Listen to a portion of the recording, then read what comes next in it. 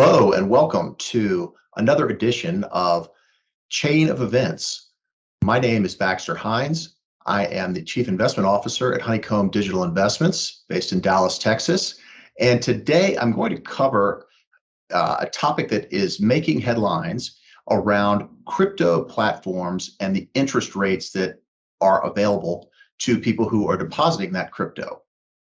This has gotten a lot of scrutiny right now because really there are two things going on. The first is regulators are really coming into the picture, and you've seen some high profile cases where BlockFi and Coinbase have been issued certain notices from their regulators and put them on notice to potentially stop offering these kinds of services, mainly because the regulators are deeming the lending practices to be a security. And second, there is discussion as to the quality of the loan books that these crypto lending platforms have. So let me just start off and say that I have been a big proponent of crypto lending for a long time. I think it's a very innovative, low cost way to generate higher returns in the market. I was getting involved in these platforms going back to early 2019. I was an investor in BlockFi. I was an investor in Celsius Network, Nexo, and to a lesser extent, Coinbase. And that has changed. I have been less involved in these over time because of really the two factors that I just mentioned earlier. There's a lot of scrutiny around regulation, and there's also a lot of scrutiny around, again, the loan book. What am I giving my money up for? And then what will I be getting in return? I feel like the risk reward trade-off is just not there like it was in the past. So first of all, let me just say what these platforms are doing, because it is, again, very innovative and in a way for people to earn interest off of their cryptos. Basically, what happens is a depositor will put their cryptocurrency onto a lending platform, or they will put fiat in the form of stable coins or US dollars that are trading on the blockchain rails. What then happens is the lending platform will take that cryptocurrency and will lend it out to someone. So you may think this is a crazy idea. Why would someone want to do that? Well, there's a big market for this because now that crypto is a more than $2 trillion asset class, there are people who have made a lot of money and they want to borrow against it for various reasons. Maybe number one, they want to be able to have cash, but they don't want to sell their crypto asset. This is a way to have both worlds, so to speak. Have your cake and eat it too, so to speak. Number two, they don't want to pay taxes on the gains that they have in crypto. Or there could be other reasons why they want to do it. But what is really interesting about this is that the crypto itself makes for very good collateral because it trades 24 hours a day, 7 days a week. Bitcoin is more liquid than Apple stock. And so it becomes akin to margin lending. So let me give you an example. Let's say there is an individual, he has $1 million worth of crypto, Bitcoin in this case. He can say, I'll put up my Bitcoin as collateral at one of these lending platforms, let's say BlockFi, and then BlockFi will give him $500,000 of fiat currency. And the rates usually are somewhere around 10%. They've been varying over time, but let's just use that number as an example. And the terms of this loan are such that the borrower doesn't have to pay back on any set schedule. As long as the value of that crypto stays above a certain level, then they're in good shape. The lender has the right to foreclose on that crypto if market levels go down below a certain level. And so the lender is therefore protected. But let's say the borrower wants to get his crypto back. What he can do is he can pay back the $500,000 plus the interest that's accrued. And then that crypto will be returned and the loan is over with.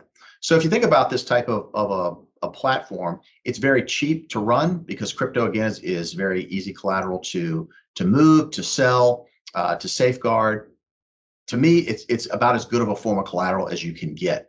And especially now that there are options markets around Bitcoin and other cryptocurrencies, it's much easier for the lenders to hedge that kind of a book of business. So that is how I got into this business. I thought, shoot, if I can get 8% on US dollars and interest rates are at basically zero, and I can redeem this money really at any time, this is a no-brainer. And I felt like it was safe because, again, of the way that the crypto lending worked.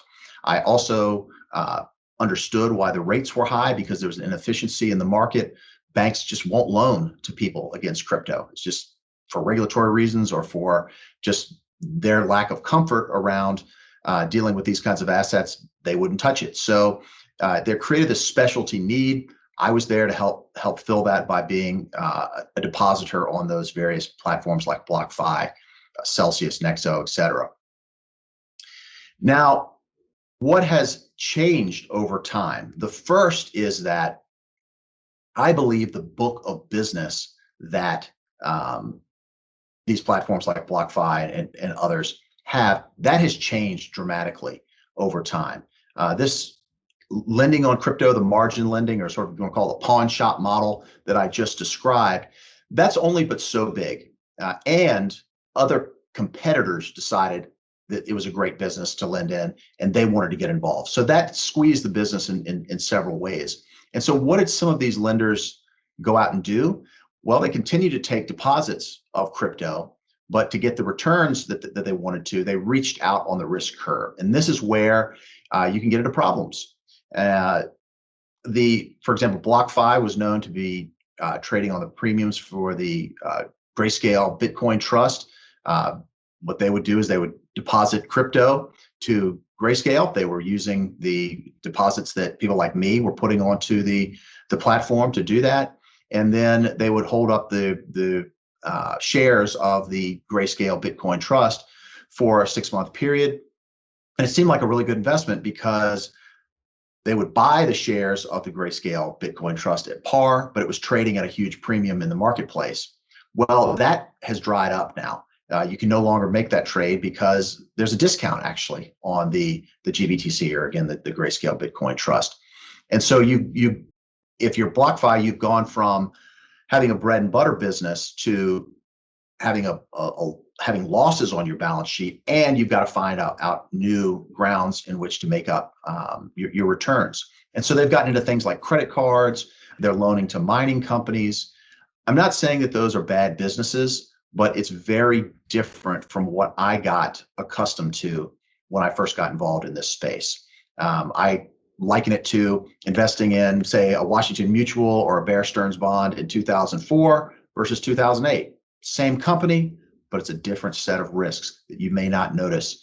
And with the low levels of transparency around what these blockchain platforms are doing, I just was no longer comfortable being involved. You throw on top of that the second major issue, which comes around regulation. And in this case, you've seen two really high profile headlines come out. The first is that the states of Alabama, New Jersey, and Texas wrote letters to BlockFi expressing concern about what they were doing. That spooked the market in a big way. Those states really wanted more clarity as to what was going on in BlockFi's portfolio. The second high-profile case was around Coinbase. The SEC issued a notice to them and even said that they would potentially sue Coinbase for offering high rates of interest on their crypto deposits because they felt that it was actually a security. And I'm not at a point where I could say whether this lending platform is a security or it's not a security. What I can say is this does add a huge level of risk to the balance sheets of these organizations. And it is something where I'm saying if they want to do that, it's fine, but not with my money. I do not want to be involved in the digital lending in a big way like I used to. I may be willing to get back at a later time, but right now the risk is very high, especially compared to where it was a few years ago. And so I wanted to mention all of that on a video because a lot of people are asking me questions about what is happening. And I think this is a topic that really forces the questions around Is crypto a security? What are the roles of the regulators in this market? It's bringing all of that to a head. And I think in the end, it's going to give the market more clarity as to what to expect as the digital markets continue to grow and adopt.